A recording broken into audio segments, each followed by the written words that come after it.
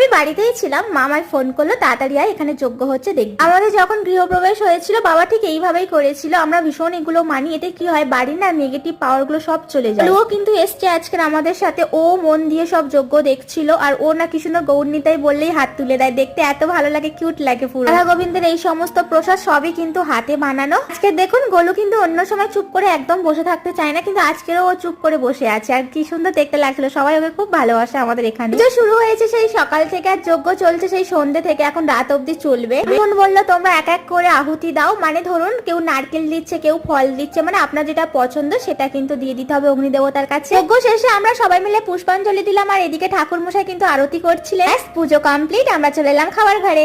এসেই এক থালা খিচুড়ি নিয়ে বসে বললাম। পুরীর খিচুড়ি না একটা আলাদাই টেস্ট হয়, এটা বাড়িতে করলেও কিন্তু পাওয়া যায় না। আমার আর মনীষা বৌদির মধ্যে বন্ডিংটা খুবই ভালো, মনীষা বৌদি ভীষণ হাসায় আর পাশে বসেছে মানে ইয়ার্কি তো হবে, এইভাবে আমরা মজা করতে করতে খেয়ে নিলাম।